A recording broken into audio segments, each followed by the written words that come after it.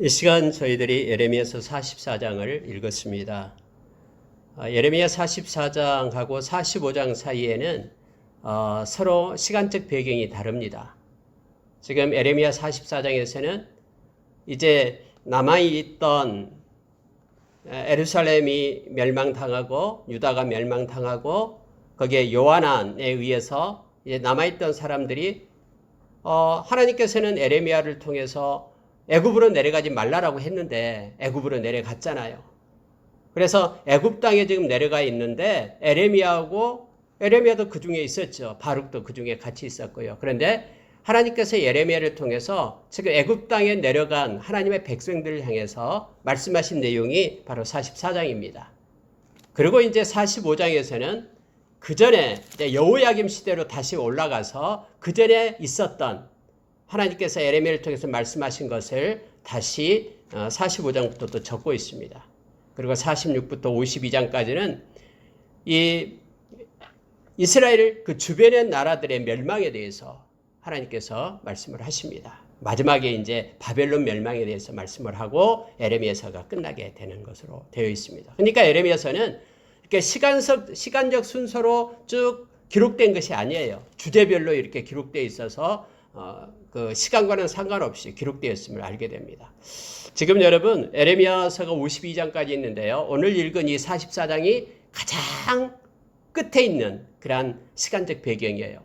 애굽에 지금 내려가 있던 나머지 이스라엘 백성들이 애굽에 내려가 있던 상태에 있는 것을 말하고 있습니다. 몇 군데를 보겠습니다. 하나님께서는 예레미야에게 그들에게 이렇게 명령하라라고 말합니다. 그리고 다시 한번 그들에게 기회를 주고 있는 것이에요. 그들이 하나님의 말씀을 듣지 않았잖아요. 하나님께서 너희들 내려가지 말고 이곳에 있으라. 그럼 내가 함께함으로 인하여 너희들에게 복을 주겠다라고 말씀했잖아요. 절대로 바벨론 왕이 와서 너희들을 건드리지 못하게끔 하나님께서 이렇게 명령해서 지켜주겠다라고 말씀을 했는데도 그들은 예레미야 말을 듣지 않고 애굽 땅으로 내려가 버립니다. 그것이 그들의 안전한 도피처인 줄 알고 그들이 착각한 거예요. 그런데 그곳에 이제 예레미야가 같이 가서 하나님의 말씀을 그들에게 다시 한번 전하는 거예요. 그때까지 하나님께서는 그 백성들이 회개하고 돌아올 것을 요청하고 있는 것을 보게 됩니다. 하나님의 사랑은 이처럼요. 정말로 포기할 나이도 포기하지 못하는 하나님의 사랑임을 알게 합니다. 그러면 돌이켜야 되는데 그들이 그렇지 않고 끝까지 하나님을 반대하고 하나님의 말씀을 듣지 않아서 그들이 멸망당하게 됨을 44장에서는 기록해주고 있는 거예요. 하나님의 예레미야를 통해서 그들에게 이렇게 말합니다. 너희가 예루살렘과 모든 유다 성읍들에게 내린 나의 모든 재난을 보았다. 이렇게 말합니다. 하나님께서 바벨론 느부갓네살 왕을 통해서 모든 성읍이 이렇게 불바다가 되게 만들고 예루살렘 성전이 파괴되게 만들고 황폐하게 만든 거 너희들이 보았지 않냐? 이렇게 하나님께서는 그들에게 말하는 거예요. 근데 왜 그렇게 된 줄 아니?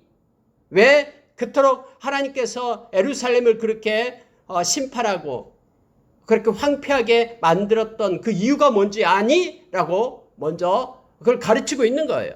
그게 뭐냐면 바로 너희들이 나를 버렸기 때문이다.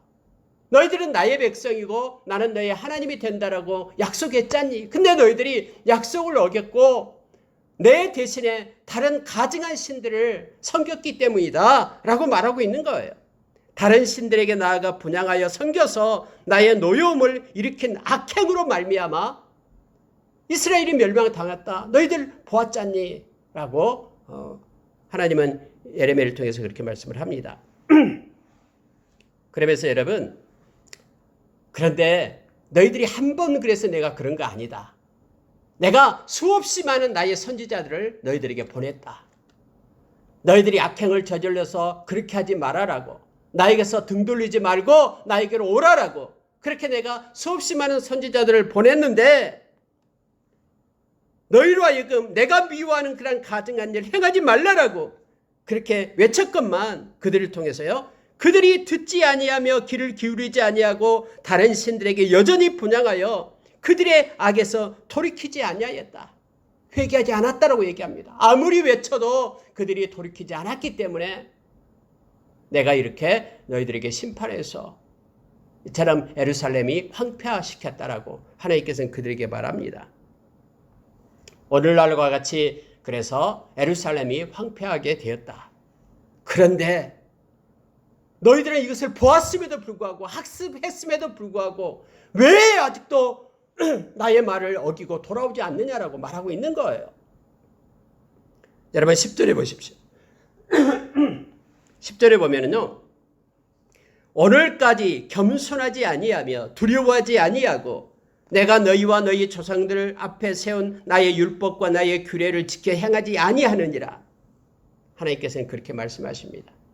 그런데 너희들도 역시 그들과 똑같이 겸손하지 않고 첫째는 겸손하지 않는다고 얘기합니다. 여러분 겸손하지 않으면 하나님의 말씀이 마음에 들어오지 않습니다.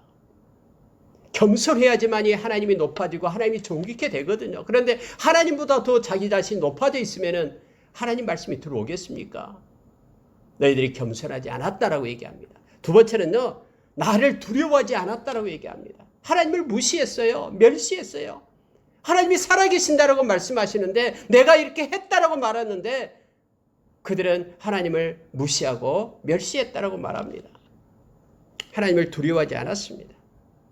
뿐만 아니라 세 번째는 그들은 나의 말, 나의 율법, 나의 규례를 지키지 않았다. 여러분 누구를 존중하지 않으면 하나님 그의 말을 지킵니까? 안 지키죠. 이스라엘 백성이 그랬거든요. 하나님 말씀 아무리 외쳐도요. 말씀 지키지 않았습니다. 하나님이 세 가지를 말씀한 거예요. 너희들이 겸손하지 않았고 그리고 나를 두려워하지도 않았고 나의 말을 너희들이 지켜 행하지도 않았다. 그러므로 여호와 이스라엘의 하나님께서 이와 같이 말씀하십니다. 보라 내가 얼굴을 너희에게로 향하여 환난을 내리고 온 유다를 끊어버릴 것이며 애굽 땅에 머물러 살려고 고집하고 그리로 들어간 유다의 남은 자들 내가 처단하겠다. 그들을 다 멸망시켜 애굽 땅에서 엎드려지게 할 것이다. 칼과 기근으로 망하게 하겠다.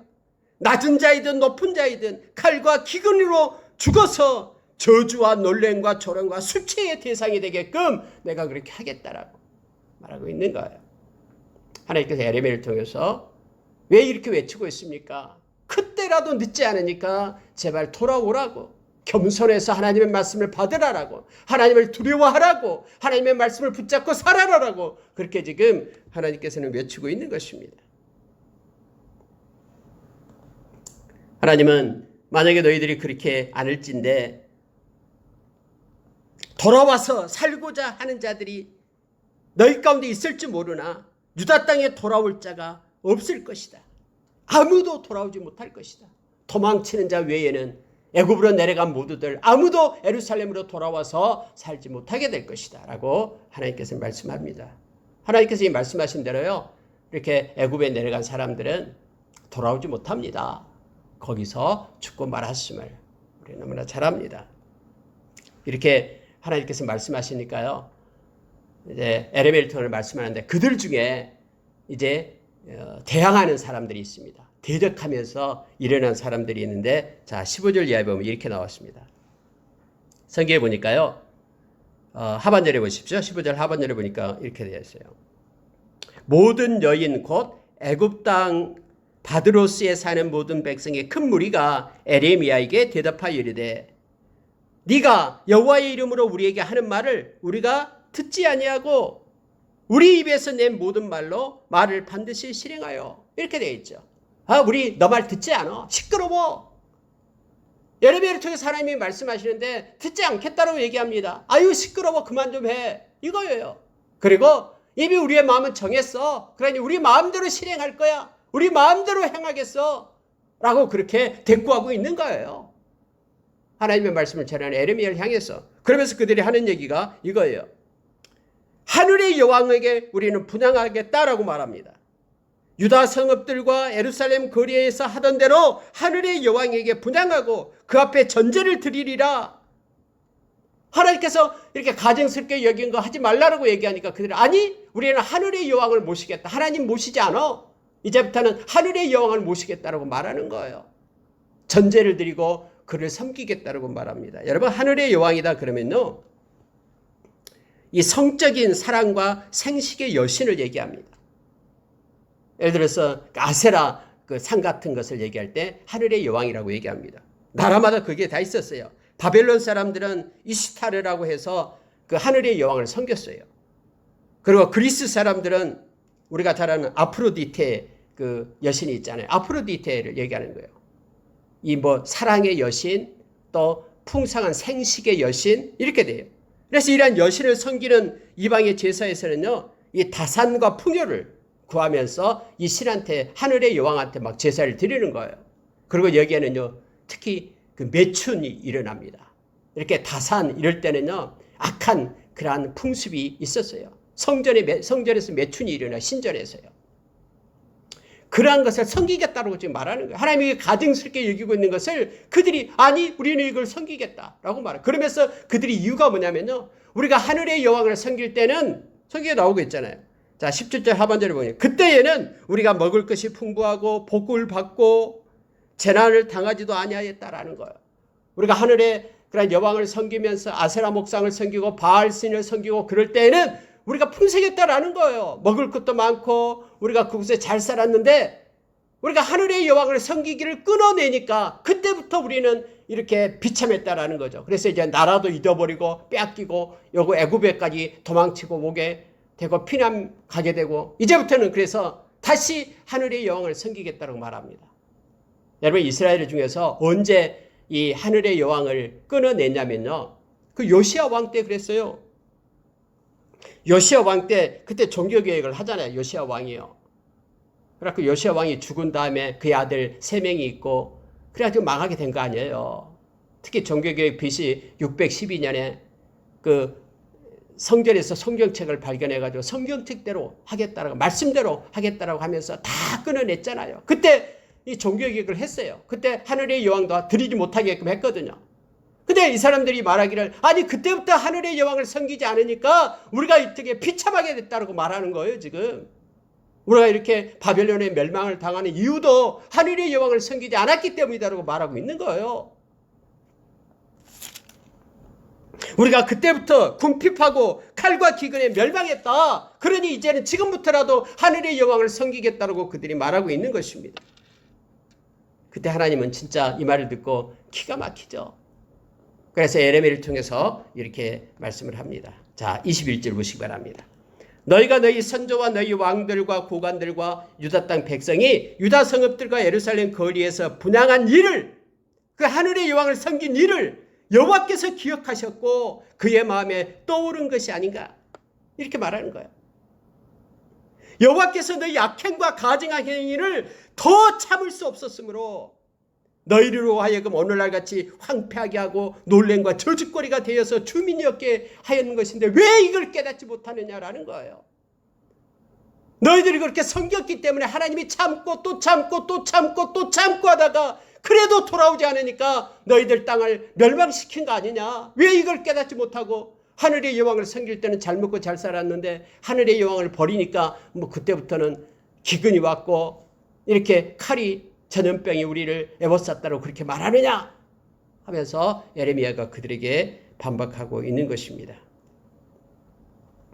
너희가 분향하여 여호와께 범죄하였으며 여호와의 목소리를 순종하지 아니하고 여호와의 율법과 법규와 모든 증거대로 행하지 아니하였으므로 재난이 오늘과 같이 너희에게 일어났느니라 하면서 예레미야는 큰 소리로 그들에게 외치고 있는 것입니다.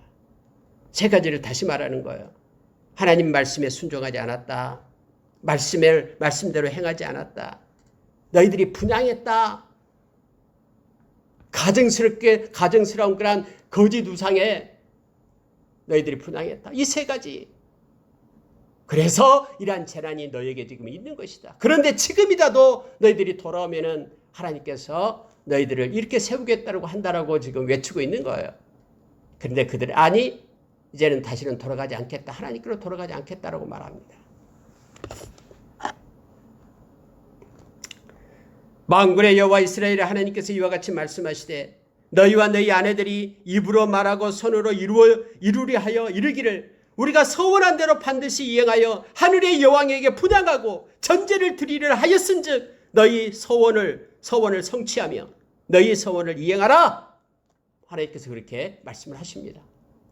하나님이요, 하나님의 진노로 말하는 거예요. 그래? 너희들이 나에게로 돌아오지 않고 하늘의 여왕을 섬기겠다고? 그거 하고 싶다고? 그래, 알았어. 그러면은 하늘의 여왕 너 섬겨라. 여러분, 왜 에레미야는 이방 우상에게 서원한 것을 이행하라라고 지금 말하고 있습니까? 이것은 냉소적으로 지금 말하고 있는 거예요. 역설적으로 지금 강조하고 있는 표현입니다. 너희들 그렇게 하면 망해. 너희들 그렇게 하면 이제는 끝나는 거야. 그러니 제발 돌아오라라고 냉소적이고 역설적인 표현으로 지금 그들에게 대꾸하고 있는 에레미야의 모습을 보게 됩니다. 하나님께서는 애굽 온 땅에 사는 유다 사람들의 입에서 다시는 내 이름을 부르며 주 여호와의 살아계심을 두고 맹세하노라 하는 자가 없으리라. 그들을 다 끌어내고 하나님을 섬기는 자가 없게끔 하겠다라고 말씀하고 있습니다. 보라, 내가 깨어 있어 그들에게 재난을 내리고 복을 내리지 아니하리니 칼과 기근에 그들이 망하여 멸절되리라.